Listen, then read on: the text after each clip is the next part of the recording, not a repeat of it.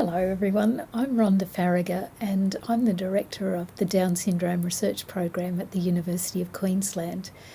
But I'm also the mother of a young adult with Down syndrome. Her name is Ruth, and I'm also the mother of two other boys who are young adults as well. And so in thinking about what I might say today, I've been reflecting on how much as parents we teach our kids, and it never ends. I'm particularly mindful of when we took our kids over to Canada, and I was working over there for 6 months.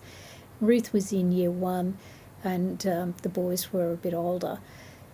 It was a really interesting time, and I guess reflecting on it, I have to think, well, I was particularly worried about Ruth getting behind because she was in year one. I was trying to keep her up with all the other kids, and I was also worried about how I was going to fit in my work, which is what I was there for, but with keeping the kids going, teaching them. And my husband seemed to enjoy the idea that there's so many other ways to do school and it's not about schoolwork, and perhaps that was a good point to make.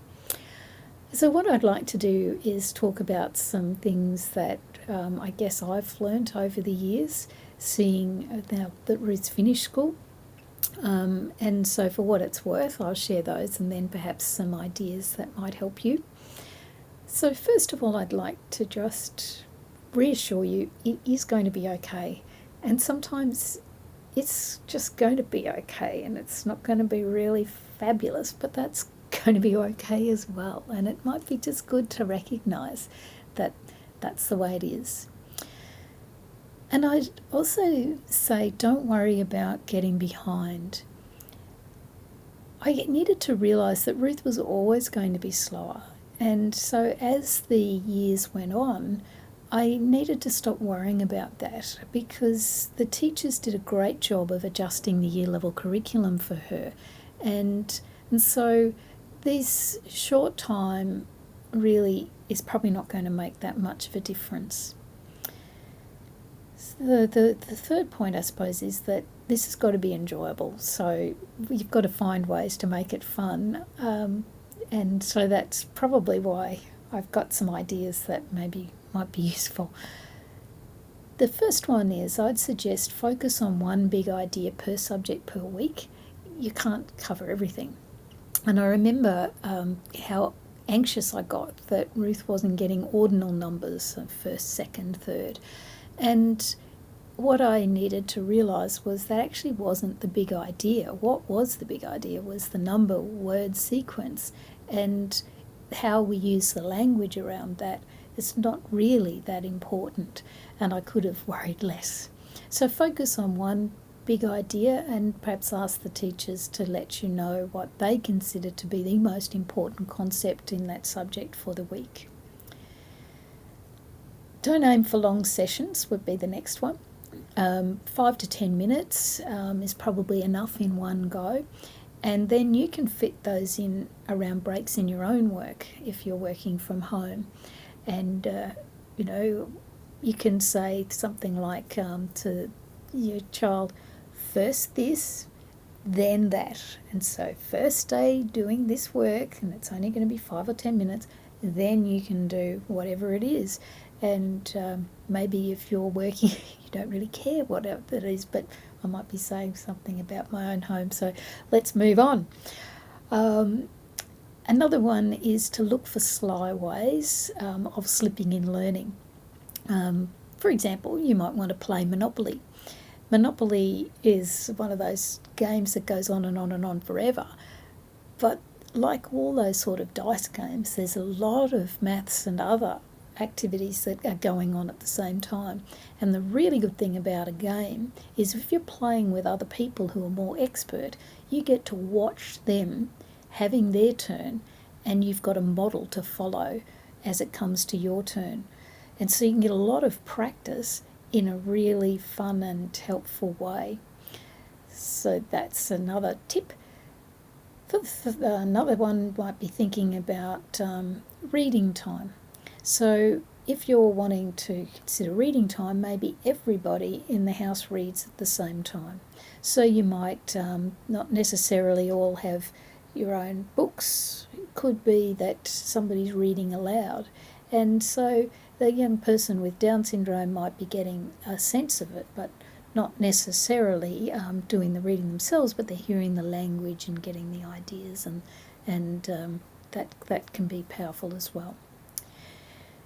So then when we get to assessing, how do we know what somebody's learned? Well, our kids often love to be movie stars, and so taking some videos and recording them, watching what they're doing can be great ways of sharing without actually testing.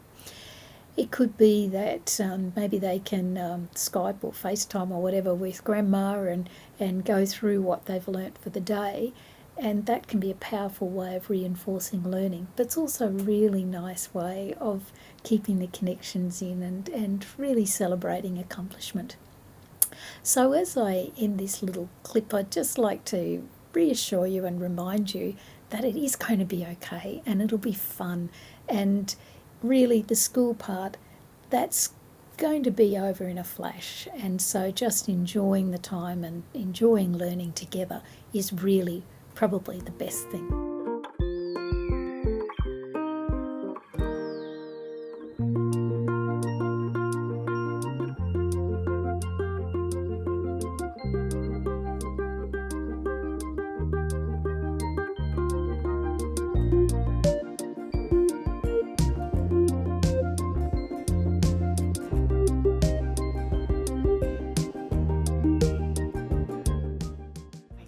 I'm Gayle and I'm mum to Ethan, who has Down syndrome, and Ethan is 16 years old.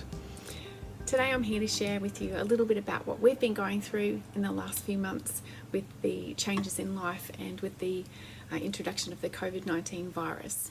One thing I noticed as the outbreak took hold in our country and our cities was that I was the one researching and learning about this virus and lots of information, how it affected me and my family. But what I needed to do was stop and explain this to my children. Sometimes as families we have conversations around the table and that's great. But for our children with Down syndrome, sometimes they don't absorb all of that information by osmosis. So I was really careful after noticing a few changes with Ethan. His stress levels were rising a little bit. Then I had to pull him aside and have a one-on-one with him. And I had to explain some things in a simpler language that he would understand why the changes were happening around him and how this virus affected him. And he was much happier once I did that. Our family is going through lots of different changes at the moment. I'm working from home. My husband's an essential worker, so he's out in the workforce. So we're taking extra precautions to protect ourselves when he comes home. But there's a lot of pressure to do everything really well, and I think that's one of the biggest challenges, especially now that I'm having to homeschool both my children. In the beginning, Ethan helped us set up his new workspace. It was a different place to where he had worked before, so he identified that this was his new school area. He moved in his books and pencil case and put up his school timetable. Wherever possible, I try and be ready and organised for the day when it's time for my children to start school. It'd be ideal if you had a little bit of time to look ahead at some of the emails that teachers might have been sending or some of the work that you plan to do that day, and just set yourself an idea or a little bit of a plan about how you want to do things. Schedule regular breaks through the day, schedule some fun activities and some time out so that you're not just getting bogged down and really striving to complete a task or several tasks. Our school has sent out a lot of work for our kids and their structure is very similar to the school day. So we try and work in blocks. Ethan does tire quite quickly, so after about 25-30 minutes we usually have a small break where we just can get up and move around the room, or if he needs a 5-minute break then we'll go and jump on the trampoline or maybe dance around the lounge room, something like that, just to break up the day and make it a little bit more fun. Here are some snapshots of our break time. Remember to make them fun and keep them regular. They can be a quick 30-second brain break, a 5-minute activity, or a break like lunchtime, which might be up to half an hour. Throw in some therapy in there too to break up the schedule.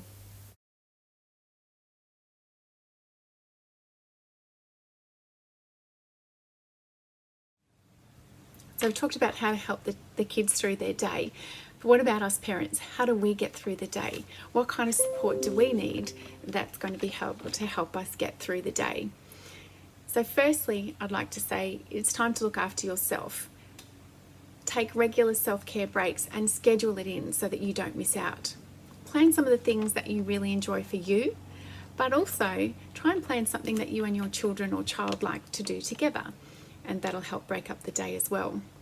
But be flexible as well. Be flexible with yourself and with your child's routine. If they're going to spend a little bit more time on social media or on their iPads or technology, then, for the moment, I think that's going to be okay.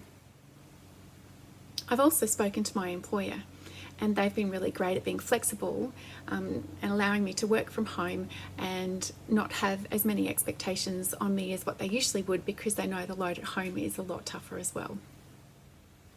A potential risk for me is that I want to do everything perfectly. I want to be the best mum, the best learning at home support teacher, the best worker that I can be.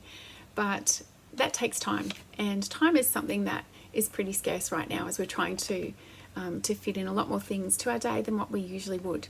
So lower your expectations for starters, and see how you go with that. Ethan is very social and he's really missing his friends at the moment. So setting up a time for him to meet with them is a really important part of his week. We are also really fortunate that his school is using technology in their classes. So most days he starts off with saying hello to his teacher and fellow students. This is hands down his most favourite part of the day. Some advice that I think is really important for all of us is that our relationship with our children comes first. So try not to add too much pressure to what's happening in the family unit at the moment. This time will soon pass, and you want to have that great relationship with your child at the end of all of this as well. I've also been challenged to use this time to assess the goals that I have for our family and choose carefully what I put back into our schedule so that we're not so busy at the end of all of this. Try not to overexert yourself or flog yourself or your child. Remember that we don't always perform at 100% each day, and we can't expect our children to either. So be kind to yourself and to them, and we'll all get through this together. Because our family is not running around after school with numerous activities, we often have a little bit of spare time at the end of the day to do something different or special. These activities don't have to cost a lot of money. Talk with your child about some of the exciting things that you can do together so that you've got something to look forward to each week. Here are some of the things that we've done. And remember, have fun.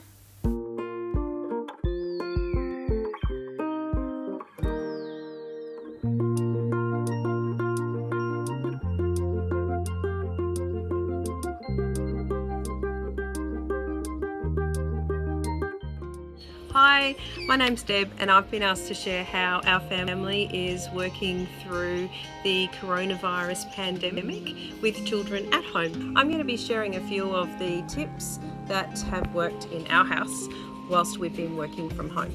I have 3 kids. My 2 youngest are twins, both with additional support needs. I have been using a lot of positivity, a lot of routine, and a lot of flexibility. No one expected that we would be in a pandemic, and quite frankly, no one is expecting anyone else to know or do someone else's job. You are a parent, and you are going to be a parent supporting your child at home with their education. Your teachers are sending out amazing programs.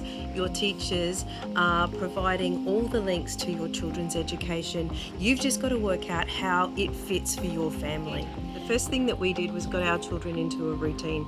We looked at what kind of routine that they would be generally doing in the classroom, and we scheduled that into the day so that it would work with our home work situations.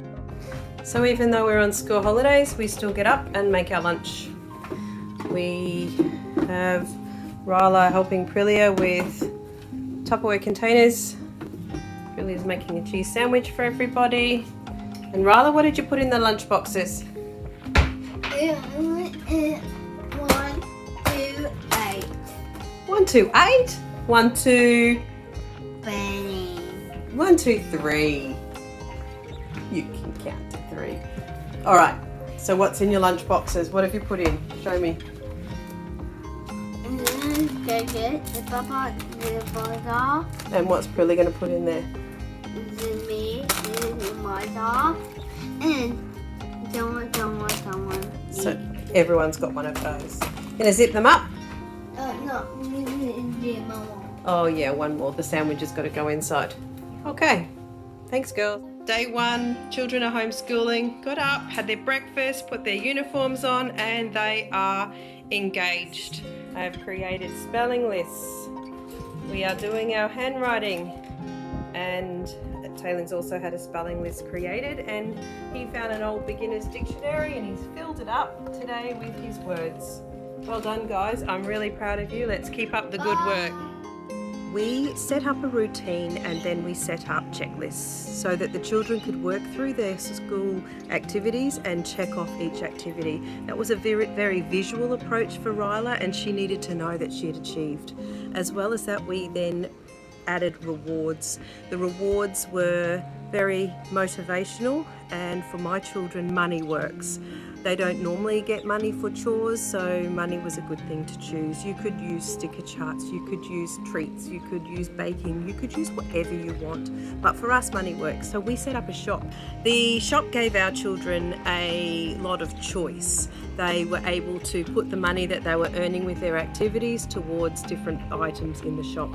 They really enjoyed that open learning opportunity as well, because it gave us everyday time to work out how much they'd earn, how much change they'd get, how much something was going to cost, if they could afford 2 items.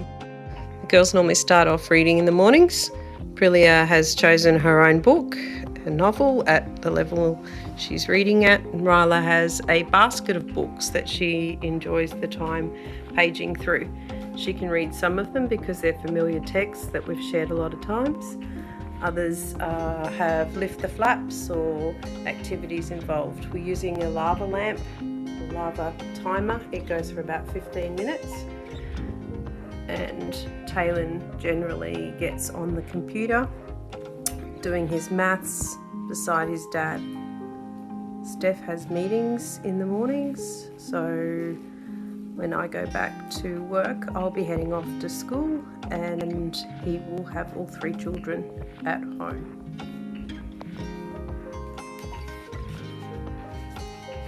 The children have enjoyed using their own pencil cases at home and their own baskets and looking after their equipment. It's really important that you have your expectations set. My children know what I'm expecting of them. They know what their teachers are expecting of them, and we've been able to fortunately have great guidelines set from the school, and everything that they've sent out we've shared and read through with the children. They know that they're still to be active learners. The kids have been enjoying their lunches out in the yard each day. Today they've got an extra little treat because the girls cooked Ryla's brownie that she earned from our shop last night. So be kind to yourselves, look after yourselves, and stay safe. Happy learning. Bye.